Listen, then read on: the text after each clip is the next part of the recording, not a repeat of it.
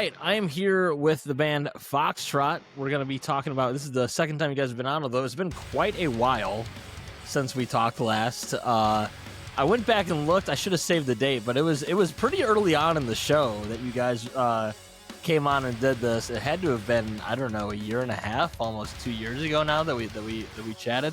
So happy to have you guys on. I've got Derek, Austin, and Robert on. I've seen Robert a little more recently, but everybody else haven't seen you in quite some time altogether. So how are you guys doing today?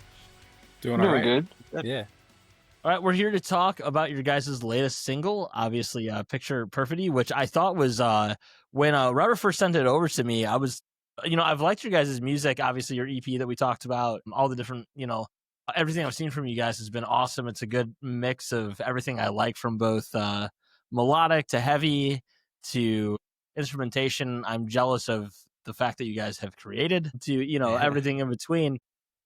And so I want to break that down and kind of talk about this one, talk about how it's a little different from what we talked about last and kind of the trajectory of you guys musically.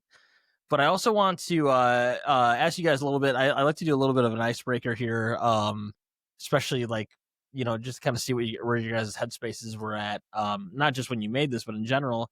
I'll start with Derek and then Austin and then Robert. Just kind of tell me, what have you been listening to a lot lately? What's kind of your Spotify on repeat? What's kind of something you've been listening to, on repeat, etc. Just kind of tell me where your headspace is at musically. I've been all over the place. I've always been all over the place musically, but lately it's been a lot of like, oddly enough, chill stuff. Like it's like dream pop to like chill, ambient, post rock, all kinds of just chill stuff to kind of like settle my nerves. Well, what's a post? I'm into post rock, especially when I'm like doing. I work too many jobs, and so I listen to like a lot of that kind of music, especially post rock when I'm working. What are some like artists, or you just kind of throw on a playlist, or are there some specific ones you like to listen to? I'm a big fan of playlists. So like from all the artists I like, I make different playlists based on my mood. But one band, and it's actually a solo project. It's called Options. And his album called Windows Open. That's a pretty cool one. I'm going to check this out right now. I'm going to save it. All right. To me, that's a perfect album front to back. Yeah. I see. Like it looks right up my alley. Again, I've told Robert this in our latest episode, but like I like to ask this more for myself than anybody else. I don't care if anybody else finds this interesting. I just like homework and I like new music, so I appreciate that. No, post rock's the way to go, especially if you're like trying to relax. I feel like just like the ambiance and the reverb and everything else going on with it. It's like, I'm old school. I tend to go to like Caspian or Explosions of the Sky or something like that. But like, anything new is good because some of the records I listen to are like over a decade old. Yeah. So that's always a good way to go. Austin, your turn. Tell me what you've been listening to lately. Like Derek, it's been kind of all over the place, but the main genre of music that I've been listening to for the past couple of weeks is kind of they call it like liquid jungle or like breakcore music. I don't know. That's what I've just been kind of listening to for like the last couple of weeks right now. So I'm an idiot. What does that mean? There's so many subgenres out now. I think I know what you're talking about, but like, describe it to me like I'm 5. Like, what is that? It's think of like a PS2 racing game music. That's what that kind of sounds like. All right. So you're big. So kind of like Derek. You're like a big, like you said, like you're kind of a big background noise guy. I love this. Like, 2 people out of a band that makes like extremely complicated music are like, I don't know. I like stuff that like makes my brain a certain level with just like ambiance in the background. Like that's like so that's so cliche too, right? Like I've talked to a few bands that'll be like intense black metal, and then they'll tell me like, oh yeah, I listen to like lo-fi beats for like 12 hours a day. Like I don't even know what the current scene is for the music that I create type deal. So like that's kind of funny. I appreciate that. Is there like a is there a playlist you listen to, or is it like an artist specifically into or anything like that? There's a playlist. I don't know any of the artists. I just kind of flick on the playlist and I just whatever's gonna play, it's gonna play. But pretty much that's what I've just been kind of listening to as I drive to work, and as I'm at work, I'll just put my headphones on and listen to it. I love that. That's like it's we're all into like super passionate sides of like songwriting, and then we're all like, yeah, I just listen to whatever playlist the algorithm gives me for background shit at the same time. That's 2025 for you, right? Robert, what about you? Honestly, I don't listen to music that much anymore. Doing fantastic. I really don't. I listen to a lot of podcasts, and when my friends put out music, I check it out, or if like a band that I followed for years puts out a new record or something. Yeah, I'm kind of the same But way, to be honest, but yeah. yeah, I think I've been heartbroken so much in the past couple of years with music that it's kind of like killed my love for listening to a lot of it because my expectations are really low. Do you mean that as far as like a lot of artists you listen to putting out shit, or do you mean like a lot of artists you listen to being terrible people? Like, because there's both of those veins. Yeah, I mean, I guess more so the first part, like, Yeah. if the music doesn't, I mean, it could just be objectively not for me, or like it's genuinely bad. I don't know. But I just feel like I've not liked a lot of music that has come out, and it's like killed my joy for listening to music, if I'm being honest. Well, this is a big start to the episode, guys. We're doing great. No, I'm curious though, Robert. Like, this is a podcast, so we're gonna Yeah. do podcasts on podcasts here. What are some podcasts you listen to then, if that's something you I primarily listen to listen to? a lot of comedy podcasts, like, That's the way to what's go. Yeah, Joe Rogan, uh obviously, right? Yeah. Chris D'Elia does one with his brother called Lifeline. That one's really funny. The guys from Workaholics do a podcast that I listen to. Yeah, that one's This good. I like that one a lot. Yeah. this is important. Yeah, I just like to laugh, man, because like when I'm like walking dogs or like driving around, like I just like to laugh and like listen to interesting podcasts too. So I guess that's kind of where my head's at with listening to stuff right now. So to kind of transition into your guys' stuff with your newest song, Picture Perfidy, um, you're the lyricist for this band. I'll talk to all you guys about your obviously your influence on this one. But if you're kind of at this point, I think a lot of people that have been making music for a long time, I'm talking to a lot of people that kind of have similar answers to all you guys. It'll be like background, I work too much. I'm just trying to put shit on the background to like, or I'm not even listening to music. I'm listening to this or that. I'm listening to an audiobook. I'm listening to a podcast. I'm listening to whatever. What were the song has a lot of layers to it instrumentally. The song feels like there's a lot to say lyrically as well. Again, I guess I'll start with Robert, then Derek, then Austin. But to kind of start off with you, Robert, because you're singing on this one. Um, what were the influences on it then? Because like if you've kind of been not necessarily diving into the post-hardcore deep end a little bit, like what were there things outside of music? Because that's like for myself as someone that writes music, a lot of times what influences my music is stuff that's not music, right? It's like a book I read Mhm. or a news article I read or yeah, some podcast I listened to where I heard something interesting or funny or kind of like it puts a little bullet point in your brain. Like what kind of influenced this, whether it actually made it onto the song directly or just kind of your headspace when you were making it. Well, I guess like when we were writing it, because we demo everything out like far in advance to kind of like send ideas back and forth. Luckily, I'm very inspired by my band. Austin and Derek write really cool kind of stuff, and I'm like, I most of the time don't have a hard time getting inspired by that or drawing from that. But I know when we had talked about wanting to potentially get a feature on it, and we decided like we wanted to get Carter on it, I was diving back into like a lot of his band's like discography just to like I don't know, just get a feel for like kind of how he could fit on the song, or like maybe bridge the gap of like our sound and his sound, like what that could ultimately kind of just like as like a background thing for me, not like I have to And write like them. sorry, It's just I don't mean like, to cut you off, but for people that are unfamiliar, can you kind of tell people who Carter is and what band he's oh, in as well? so Carter Jones, he is a singer in the band Origami Button out of Chicago. Right.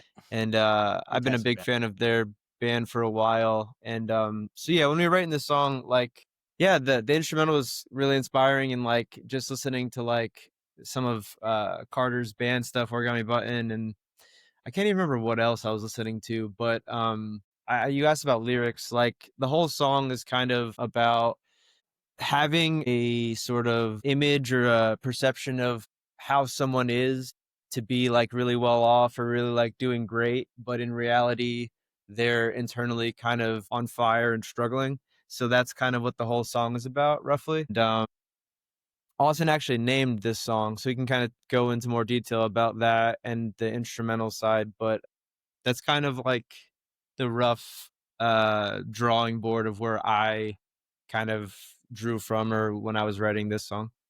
Yeah, it came off as like Carter's parts were very obviously distinct in the song because I know your voice from your other releases, and Mm. when he comes in, it's like a big change up, but like in a really cool way that I think accents the song well. It felt like it was very intentional, that kind of like feature in there. You know, sometimes people throw in features and just like I'm gonna have a friend on, or I'm gonna have on somebody that I think is cool for number, you know, to be blunt, for algorithm stuff or whatever Yeah, else.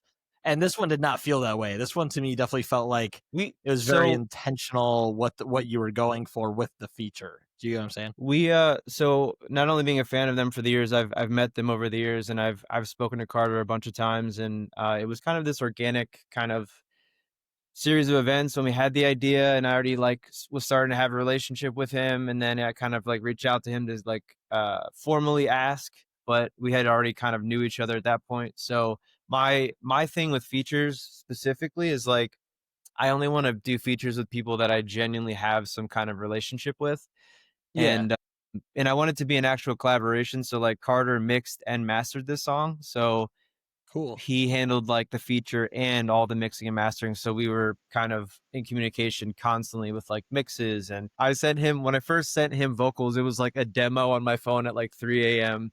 And he was like, yeah, we can use those. It's just a demo, like whatever. And I was like, oh, cool. So my girlfriend's like asleep and I like get out of bed and I'm like yelling into my phone at like 3 a.m.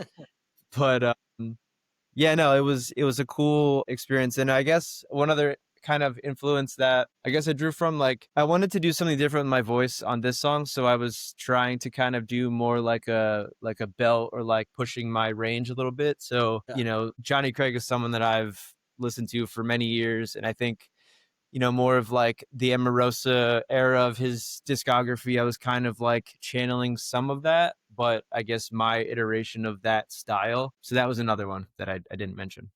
uh, yeah. I mean, that makes a lot. I think I get a lot of that from your voice. We've talked about that in the past a little bit. That sorry, that that you know you've kind of got that, you know, you reference Emerosa, and I think like regardless of like what your releases sort of are, I hear a lot of that kind of like I still feel her three type vibe from your voice a lot of times when I specifically because that was a song I listened to over and over and over again when I was younger, especially.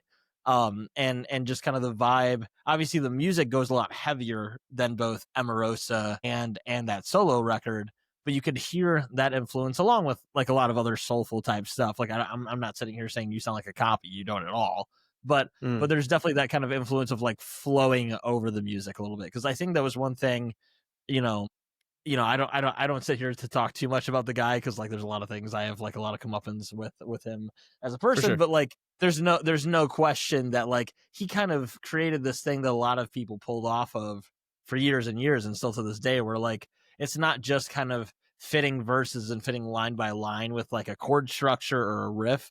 It's very like flowy in the way that a really good R&B singer would be over like a great beat or like, you know, some piano chords or whatever the case may be. You kind of Yeah. deliver that on the post hardcore front, but also like deliver it like I think your guys' music kind of like I hear a mix of like on this song hear a mix of like a modern era of Emerosa and like almost like a little bit of Coheed in it a little bit too with like and also like Interesting. going heavier as well. Um Interesting. and you kind of find that way that like he kind of found a way to like follow the rhythm of it a lot more fluidly that not just you but so many other artists have pulled from over the years, and like I think you did that in a way that's your own but also like clearly there's influence there, you know. Appreciate that. Yeah. Yeah. You said that Austin named this one, and we can kind of get into Mhm. instrumentals with Austin and Derek as well. Kind of Austin, we'll start with you next. Just kind of tell me where this kind of came from for you. Did you kind of start this one instrumentally, or like we could also talk about like where the title came from because the title is very specific. perfect. It's not a cookie cutter title by any stretch of the imagination. You know? No, no. I think this song, and I don't know if you've ever had this happen to you, but usually sometimes when I sit down, I kind of run into like this stream of consciousness where Mhm. I just play and everything kind of just flows into each other. And for like the first half of the song, everything kind of like just mashed really well. It took me a little bit to figure out how I wanted to write Carter's part, but I like as I was writing it, I was trying to make sure that when I write it, he's able to kind of like sing on it and just kind of go off. So I left a lot of room for him to do anything that he wanted to do, and that's pretty much what happened. Yeah. And then as far as the song title goes, I think I remember I was just trying to find some alliteration in terms of like lying or just being deceitful in a certain way. And I was trying to find alliteration. So at first the song was probably gonna start with L's on it. But then I ran into word perfidy and I was just like, this is gonna be a play on like picture perfect essentially. But it's picture perfidy. And then that's just kinda how that happened. It didn't like happen right away because I didn't know what perfidy was. Robert thought I made that word up until I he thought looked you it did up. until I looked it up myself. Yeah, yeah. I thought it was kind of like a goofy little, like idiosyncratic thing you guys were doing, but no, it's like, yeah, it means Yeah. deceitfulness or untrustworthiness, which is like a cool play on words that you're talking about. Instead of picture perfect, it's like picture deceitfulness. That's kind of I like that. I like that a lot. So it's just the words of Bob Ross, it's just kind of like a happy accident that just kind of happened together. It's very post-hardcore, it's like a more serious version of like all of our favorite like mid-2000s post-hardcore bands that like had the most impactful emotional song in the world, and then they'd have the longest, weirdest, you know what I'm talking Dumbest. about? Like Yeah. the Yeah. longest, weirdest song, whether it was like metalcore or post-hardcore. Yeah. You kind of did it more of like a tongue in cheek, just like alliteration, like you said. I like that. That's like a fun way to figure that out because yeah, I would have never. I'm someone that likes to have a big vocabulary when I'm writing songs or just like thinking about things in general. I think it's good for people to expand their vocabulary. Never heard of this fucking word in my life. You know? We're all learning. I learned my word of the month from a post hardcore band. I'm all about it. It's fantastic. You said so did you started writing this one instrumentally. I know you're the guitar player, obviously, like I'm sure a lot of the songs maybe start off in that vein. um were there specific influences you had? I know you just kind of referenced that you listen to a lot of non post hardcore, non guitar driven stuff. um are there things, I know you said it's kind of just like what's the word I'm looking for, fluid, Stream of like consciousness. yeah, stream of consciousness. I was gonna say fluid consciousness, that doesn't make any sense, but stream of consciousness type stuff. But are there influences for you for this one? Because like I feel like this is a pretty natural transition for you guys from your previous releases. I know there's been a little bit of change ups here and there, but like there's also a little bit of difference in this one. I think it's like pretty dynamic, um, and like kind of leans into the things you guys have done with your music more so, if that makes sense. So yeah, is there like specific influences you have on this record, whether it's bands that make sense for it, or some influence that is way out of left field that you had, or is it just kind of like come whatever may? Um, well, a lot of my inspirations, as far as like my three and the main inspirations is like, Chon, DGD, and Periphery. And I feel like I kind of showed a little bit of that in this song. Yeah, definitely. It a lot of times when I'm just kind of like writing stuff out or I'm like trying to figure out how I want to go about it, I'm just kind of noodling until I find something very, very, very specific to something that I like. It doesn't sound obnoxious.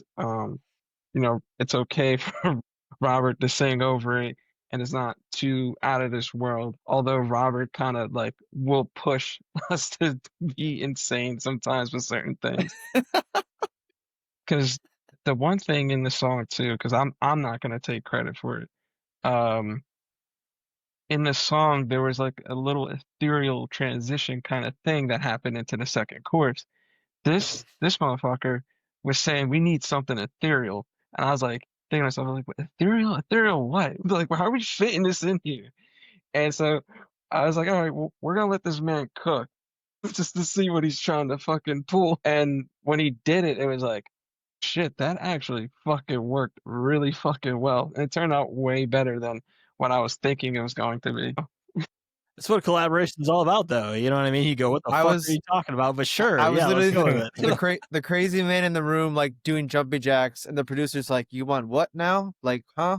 And eventually, we were able to like crank out the idea, and it finally like made sense once we added like the effect and the guitar kind of thing that we're doing. So I sometimes will fight for ideas that I think are really cool in my head, and hopefully we can somewhat execute them so they can see what's in my head. Maybe it might be trash, but I always try to pull out those You gems. don't know until you try, right? Like Yeah. you have no idea until it comes to fruition, right? That's the way. That's what songwriting is. Oh no, it's cool. Yeah, I mean, I hear a lot of you say chat. Like I reference stuff that's like not as on the note. I think Sean, I hear a lot in your guys' music now that you say that. You know, like there's a lot of that in there, which is a cool band to pull from when you have a vocalist kind of like pulling from things like Johnny Craig or Emarosa, Emarosa in general, or different kinds of things in that vein. Like it's a good like mishmash and peripheries. Like I mean, what else can you say? Like like if you can pull things Yeah. like that, that's the way to go. I'm not biased at all. But Derek, to you, I know you're the drummer. What was kind of your perspective on this song? What were your kind of takeaways? What were your kind of inputs on this? Just kind of speak to it in general. So this was the first song that I actually got to like write for Right. Fauxtrot because I Woo joined. woo. Was it 2 years ago now? Yeah, It's something like almost two that. years ago. Yeah. So I was really excited to like put my own twist on stuff because the drummer they had from the EP is a monster. So I was like, well, how am I gonna live up to that? So I don't know. I don't try to like when I write for the song, Yeah. not just to like try and show off or like overplay. So my whole thing was just like add my accents in between where Austin's going off because his riffs are tend to be very like intense, which is cool. So I'm like, well, where can I fit in where I'm not doing too much but also not too little? So it was cool to experiment. And typically when I write, I do like several versions Yeah. over over a riff or whatever, and like I'll be, hey guys, what do you like? What don't you like? And we try to like mix and mash because ultimately I try not to be like married to an idea when I write. I was like, hey, what can we build here? And I think it kind of came together pretty easily for this song, for This sure. one for Like, sure. yeah, this one was more, I guess, straightforward. You could say. Yeah, I mean, I could see what you could say that because, like, again, the song, I think there's a lot to it. I think you guys do a lot of complex instrumentation. There's no question about that. Even if it's, if you're saying it's quote unquote more straightforward or whatever, like, I think there's a lot to it. But it feels very fluid. It's a very fluid song, Hmm. right? It doesn't come off overly proggy, even if there's like Hmm. proggy elements to it. You know, Yeah.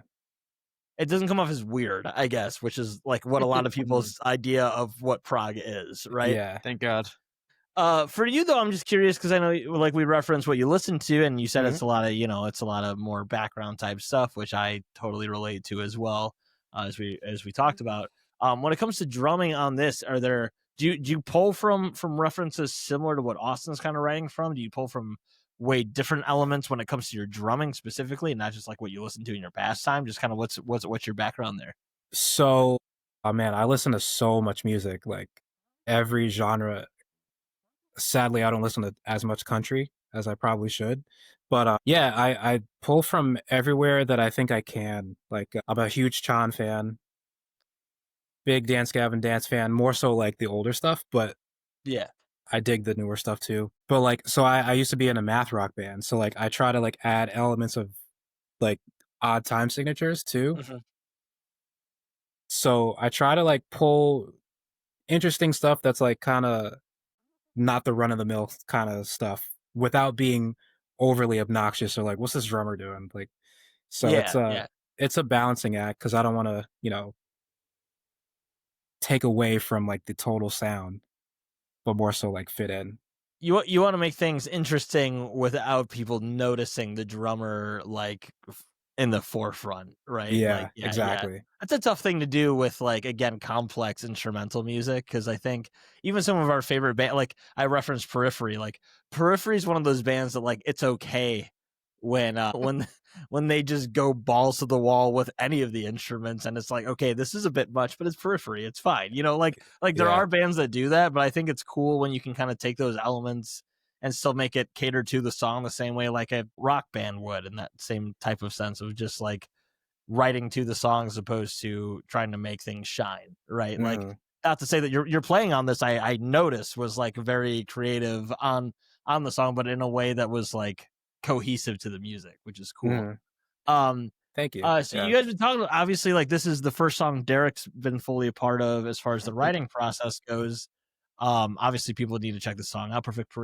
Perfidy. I keep saying, I almost say like perfect periphery. That's stupid. Perfect Perfidy. This is the first song you guys have released as like the latest iteration. Is this kind of, I know that I talked a little bit about how it's a little bit of a change up from your EP noticeably. Is there kind of like elements you're going for going forward that kind of differentiate from your last release, or just kind of like what's kind of the songwriting trajectory been for you guys going forward since that release was put out? And was it early 2024, late 2023, right? Like Late 2023. 2023. Yeah, Yeah. yeah. One thing I'll say is now that it's the three of us kind of working on music, it's like for the three of us, it's like a newer space for us to like write just the three of us. So we're still exploring like options and stuff, but we don't we don't really have like, it's not like Perfidy's like this is an indication of like XYZ. It's like we have so many different things we're kind of touching on sonically that this isn't really an indication of anything besides like this is a route that we took in this point in time that we made this song. And I think one thing that I'm really happy about with this song in general is there's like, I really like moments in songs where it's like there's always like a moment in my opinion, the best music, when you can find a moment in a song that you're like, that's the thing that like gives me the goosebumps or the chills. And I think that two things, we really tried to make the transitions like solid so that you didn't feel like you're listening to like a bunch of noise. So we spend a lot of time to make sure the transitions are like solid and make sense from the drums, Mhm. from the guitar, from the vocals, whatever, or an effect or a studio thing, so it all flows. And I think this song is full of really cool moments. Like I know Derek has a cool moment for Carter's part where he changes up the whole vibe of the song and he's doing like this offbeat kind of feel, which I fought to the death for in the rehearsal space. And it's just, it's something that we're just mindful of, just trying to tackle different things and keep challenging ourselves as songwriters, as musicians, and not really put ourselves in a box. I don't think I really want to be labeled as like that guy or this guy. Like I want to keep experimenting vocally and musically in this band. Well, you guys also, this is dumb of me to ask, but I haven't seen you guys live. I don't live like in your area. When it comes to the screaming vocals, is that you too, Robert? Like, do you do that as all as well, or is that another member of the band? So on this song, it's actually our old bass player Jared. Okay, that's right. He's doing this. Yeah, he's doing the scream vocals on this song, and he actually sings as well. I do backups for the singing Yeah, part, but he's also singing. So live, well, since it's the three of us, we've been doing it live. So like, it's actually been me and Austin kind of doing it. So there's another new song that we have where I scream for Perfidy. Because of the way I wrote the vocals, it's like impossible for me to do both. So right. Austin took That's yeah. Jared's vocals. So that's kind of how we've been doing that live. Yeah, so that's what I wanted to ask this, because like it really felt like, regardless of who's doing it, I guess, or like what you guys do or going forward with the three of you, that even on the vocal aspect, there's like so many dynamics. I know you have a feature on this, obviously, that like really Mm. caters to that. But you and I have discussed before, and I don't, this is actually going to be out before the other one that we did, which is a weird chronological thing for me. But Yeah, yeah. but like it seems like you're just like continuing to expand what you want to do vocally at all on all these songs. Like it's like come what I said this already, but come whatever may, like you're gonna just like throw anything at the wall from like belting to those soulful lyrics to or vocal deliveries to some really crushing like metalcore or even heavier type like lower screams that go on and stuff like that. Is that just kind of like going forward? Because obviously this is the first single you guys have really had post Lost in Translation. Do you like what can people kind of expect from the band outside of the song going forward from you? And then I'll kind of ask you guys in general instrumentally, obviously, but like, is it going to go weirder? Are you going to rap? Are you going to, are you going Yeah, to do some spoken word yeah. stuff? Like what can we expect? I would say expect the unexpected because Do some lot of although I speed don't stuff. listen as long as I listen to a lot of music right now, but for this new music we're working on, I'm doing a lot of different kind of vocal things. So like I don't like again, I don't want to be labeled as like the R&B guy or like not that that's a diss, but I don't want to put myself in a box. So I guess expect the unexpected of what you thought I could do or what you thought I should do and kind of just throw it out the window. That's the way to go. Yeah, yeah. I mean, there are no boxes in 2025 for music anymore. There's so much shit out there. Just like do whatever the fuck you want, right? As far as going forward for I'll start with Derek and then Austin. Like kind of going forward with the rest of the music. I know Derek, this is the first song you've done with the band. Kind of branched out. Like I do think this song branched out quite a bit, a little while being like a good natural trajectory from Lost in Translation. Kind of what would you want to see, or what can people expect from you guys like going forward with other releases? Are you guys working on other new songs? Like what can kind of people expect going forward? So yeah, we are currently working on stuff. I'm always pushing for stuff that I haven't done or want to try. So like there's stuff that I can't even play yet that I want to try. So yeah, I would say just wait and see because it's definitely going to be I don't know, I don't want to like give away a lot, but like we're going to experiment for sure. So you're saying you're going to do, a back and forth measures of 7, 8, and 13, 16 over and over again, and they'll loop, and then somebody else can sing 4, 4 over it, and somebody else, yeah, that kind of thing. Right? That is my alley. Like, you ever heard of like bands like TTNG or like Terra Oh yeah, Melos or like yeah. that That's is very much up my lane. I can't Yeah. play it, but yes, Yeah, that's yeah. very much up my lane. Yeah, but tastefully. Yeah, So like, yeah. That's the I point. Like that's what's the point of what's cool is like I love like mathy stuff for what it can be. I love when people can do that kind of stuff, and be accessible. Mhm. Like someone that isn't into nerdy music shit can go, I Yeah. don't know like what this is. It's not quite like where I can bob my head at a normal thing, but Yeah. like I enjoy it still, like because I'm someone that I can listen to like a drop F sharp breakdown and 13, 16 all day. Like it just scratches like my caveman brain. Like I don't care, but I do Yeah. think there's something cool to that accessibility part of doing proggy stuff. Like, Stuff a, like a lot of people roll Contortionist their and eyes at this because a lot of people hate Tool, but like that's why I always loved Tool growing up as a kid yeah. because they'd be playing the craziest shit you don't even understand what it is, and yet it could be on the radio. You know what I'm Mhm. saying? Like that. Like not that people need to. I'll totally get comments from people that aren't 40 years old, but like that are like Tool sucks or whatever. It's boomer music, but like I love Tool for that reason because it's like the most accessible kind of proggy music. People can do that in like a post hardcore proggy way or whatever the case may be, or a more math rocky way, Mhm. to where you don't have to be a music nerd to enjoy it. I think when you do that, that shows like expert musicianship. I think that's super cool. It's That's the goal, right? it's one of those things where like I think I always tell people like the more music and the more genres you listen to, I think it makes you a better musician because Yeah. you can like I've heard this before. Like for instance, in the middle of the song, the stick clicks. That was a nod to Steve Gadd, who was a jazz drummer. But like, you know what I mean? Like Yeah. stuff like Contortionist that's like super mathy or like super out there. Like it's all good. It's all good. Yeah, pull from everything.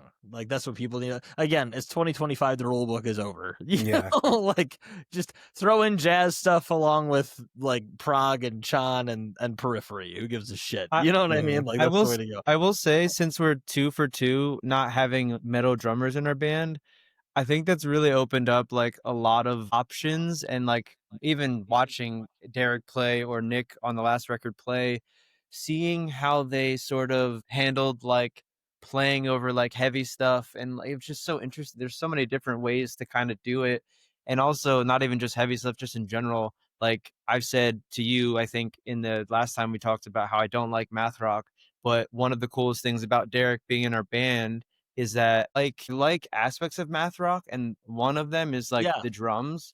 So hearing like his influences kind of in our band, it opens my brain up to a genre that I've closed my brain off to, but that I like secretly like. It's really strange, but it like elements pushes of it. You me. like elements of it. Maybe not the Yeah, product, but the elements. Yeah, yeah. it pushed me into a realm that I can't explain, but it's so cool because I just I won't listen to it like regularly, or I can't find a math rock band that I really like besides like This Town Needs Guns or Chan. Like that's as close as I get to like math rock, which is and isn't, I guess. But yeah, I just wanted to add that.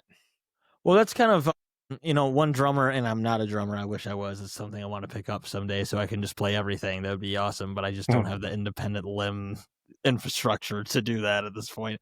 But like, that was something that I listen a lot to Matt Garska from Animals as Leaders, and that's something he's talked about. Where like a lot of his favorite drummers are not metal drummers at all. They're jazz drummers, right? Like, or they're people that like pull from classical upbringings or whatever, and it's just kind of this thing of like Derek was saying, the more music you listen to, the better musician you will be, right? Because otherwise, like, I'm someone that really really likes conventional metalcore music a lot, right? But where those bands can shine is when they pull from something totally left field. Yeah. That's not like, oh, here's another breakdown. Oh, here's another like synth overloaded chorus with somebody belting over and with a screaming, layer or whatever. Like, it's when they kind of pull from things that aren't them, quote unquote, that like you get something unique and then you like it, even if it's weird, even if it's not like the conventional hook or whatever. Then all of a sudden you're kind of like bringing people into something maybe they haven't heard before, if they're, and I think all that kind of stuff. Like, I do think like as musicians, the best thing you can do is listen to something outside of your lane, because the worst thing that happens is you didn't like it. You know what I mean? The best thing that happens is you love it, and in the middle you get something out of it, right? My thought process is like, don't do something because you're supposed to do it when you're writing. Do it because it works or it feels good or it's something new. So that's it. Well, that was like, I listened to the Callous Cowboys, and their latest record was fantastic, and it was like, you'd hear some shit from a violin in it, and you're like, that's the heaviest shit I've ever heard, and you're like, that's not supposed to happen.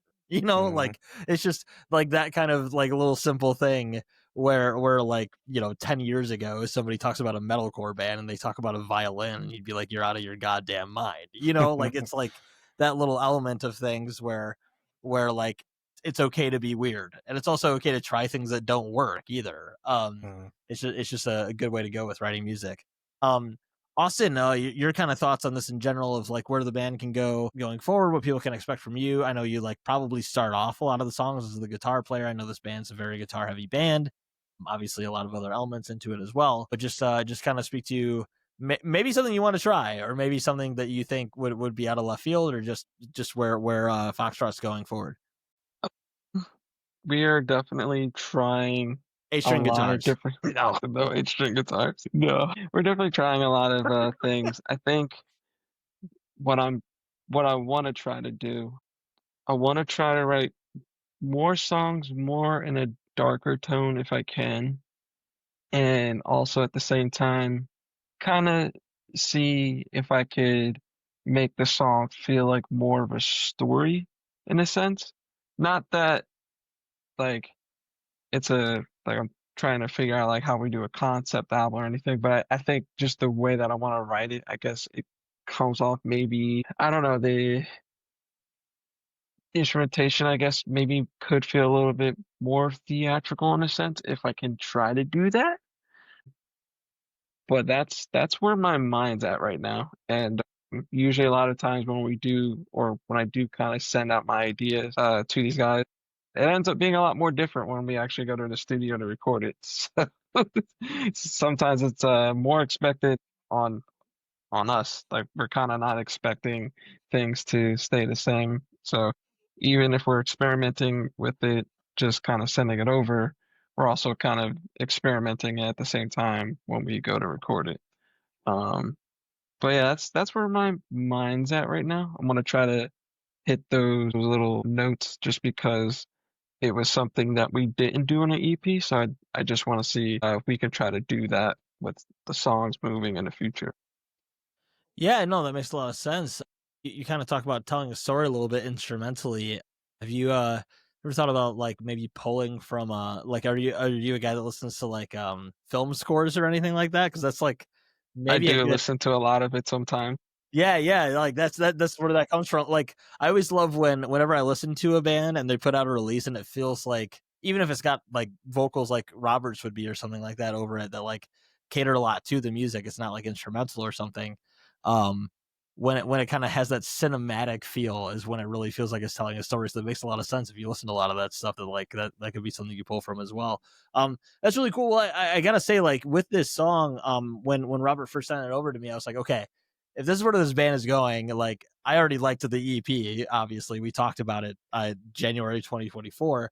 But like if this is where this band's going, I'm all in. This is fantastic. This is really great stuff. So I'm stoked to see obviously where the song goes for you guys. I hope it gets a lot of eyes on it as it was just released last Friday.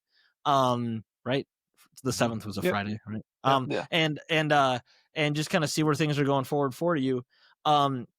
Since this one has a feature, I've asked people kind of like hypothetical sometimes when it's fun to kind of end things off before we obviously, you guys aren't going to pick a song today because we know which song is going to play at the end of the show. It's obviously the most released song that we've been talking about for the last 45 minutes. But I'll start with Robert, then Derek, then Austin. Since this has a feature, hypothetical, if you guys go forward, any band, whether there's the singer, whether it's the guitarist, drummer, saxophonist, tambourine player, whatever the case may be, tell me your hypothetical when you guys go forward for the next releases of who would be your dream feature to have on, and it could be someone that's dead. It's fine, but just tell me who your favorite feature would be, and then we'll end it out with you guys telling me your plugs and playing the song.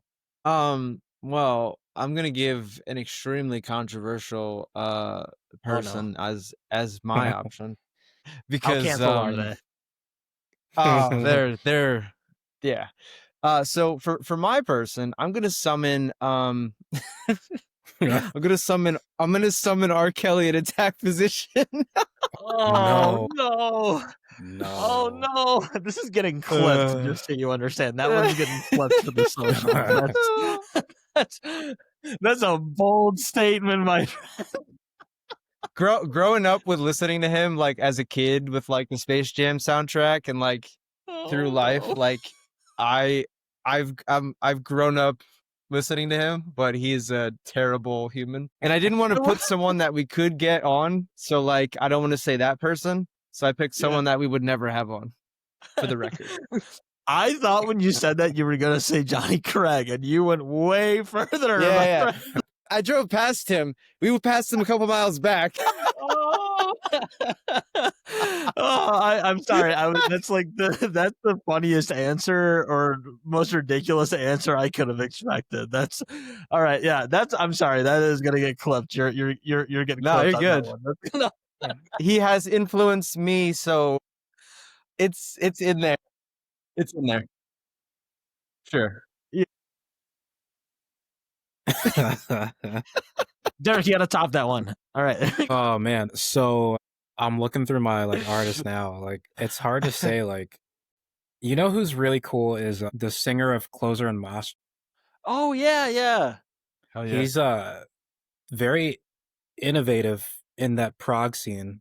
It'd be cool to work with him, but also like it'd be cool to work with like somebody completely left field like SZA or like Yeah. I don't know, like It'd be sick. or like Courtney LaPlante from Oh Spirit yeah, I Box, mean, she or could be on any track, yeah, that like would be incredible, yeah, I don't know. It's hard to like pinpoint. Even our buddies in like Death Dance, like if they ever hopefully get back together and make more beautiful music, like a collab with them. Just like I don't know, I'm open. I'm an open book with that. Yeah, those are all great picks. I like the I kind of forgot about Closure in Moscow. This is why I do this. I had a bunch of their music saved, but I gotta go back and re-listen. That's a good pick as well though. But Courtney LaPlante, is that right? Like that, those are all good picks. Yeah. I like that you skated by giving a bunch and not giving one. That's a good way to go. Yeah, Yeah. I'm too indecisive when it comes to Yeah, music. I'm the same way. Whenever somebody asks me one of these questions, I'm like, here's 25 answers. Austin, what are your picks? Or pick. Oh, What's your pick? oh boy. As far as like just features for like vocalists or just like Well, any it's a feature. any I mean, like musician. I said, it could be a tambourine player if you want it to be. I mean, I don't know. You make your decisions. I don't know. oh Trans-Siberian man. Orchestra. Yoko on the Ono song. playing the tambourine. There you go.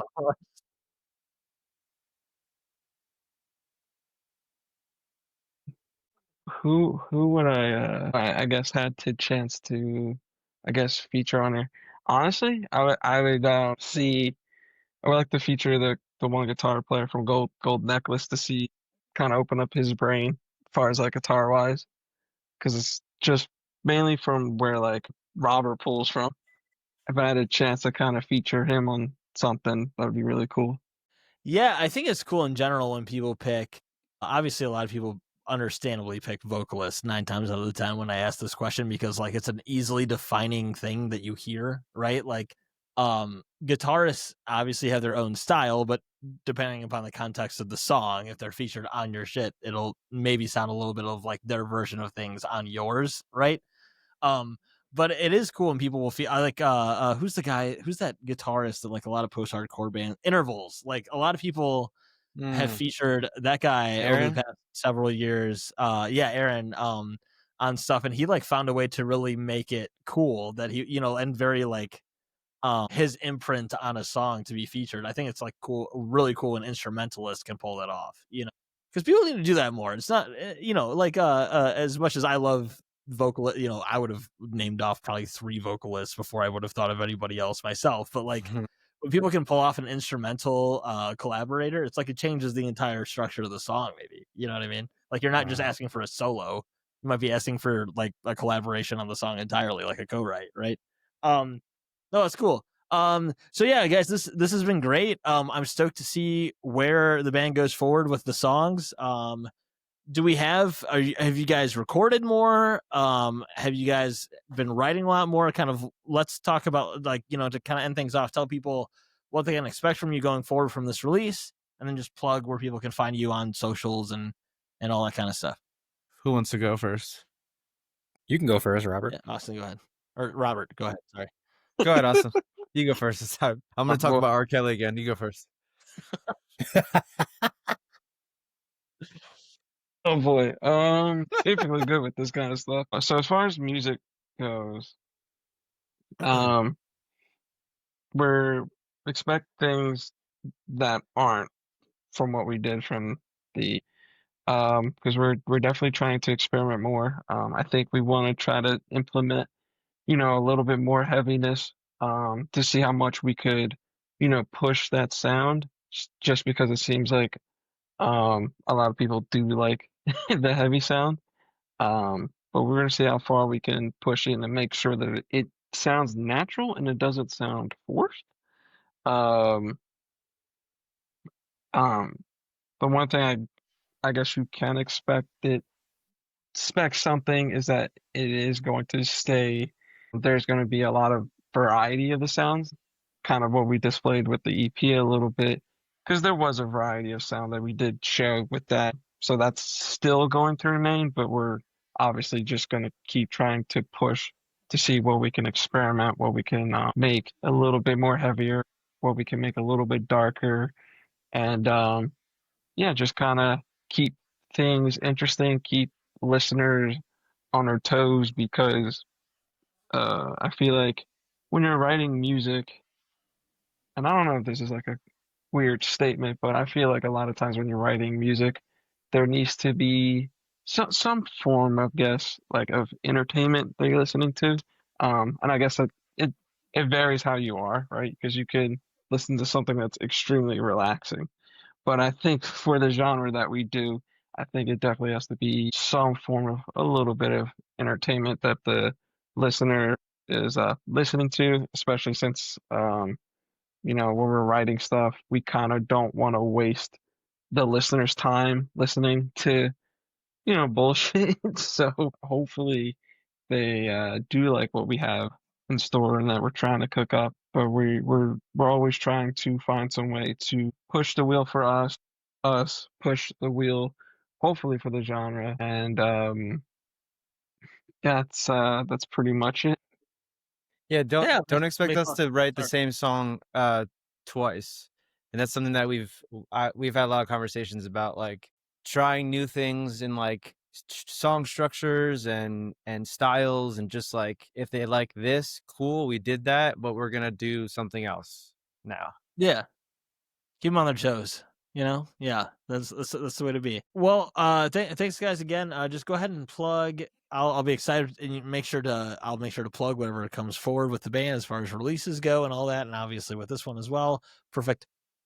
Perfidy for some reason. Picture Perfidy. Not say that word out loud. God damn it. But go ahead and plug where people can find you, and then obviously at the end of this we will play Picture Perfidy on the podcast for people to hear for the first time. You can find us on Instagram at Fauxtrot, FAUXTROT_band. Twitter, same thing. Facebook, Fauxtrot Band. YouTube, Fauxtrot Band. Everywhere. Yeah. TikTok. That's everywhere you can find us. TikTok-ish. I don't know I forget what our tag is on. I think it'll all be in the notes below as well. it'll all be. Yeah. I'm blanking on TikTok right now. So too many socials to count. Yeah, I I said know how YouTube. that goes. That's why I had to use the same one for all of them, or I'd lose my mind trying to remember things. So I totally get it. We're gonna play Picture Perfidy from Fauxtrot featuring Carter Jones of Origami Button on the Powerless Podcast. Thanks so much for your time, guys. Really appreciate it. Thank you. Thanks for Thank having you. us. Thank you.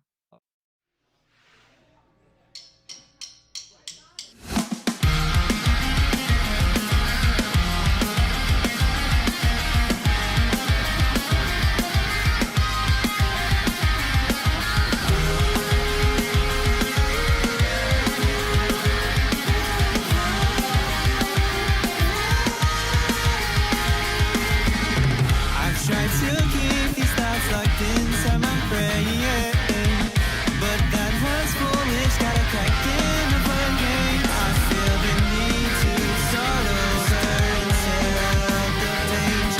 Each chapter you're reading makes you wanna turn away. 'Cause I'm wearing something with my mind constantly wondering.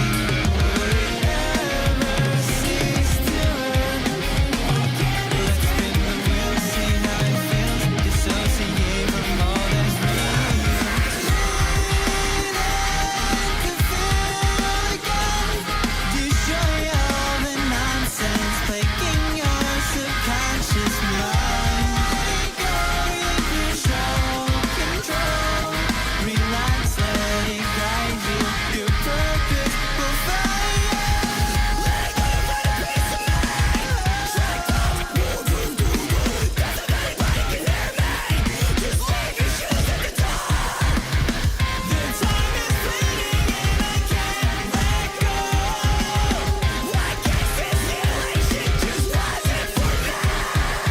Sneak a peek inside, afraid what you might think. It's only right. It's now or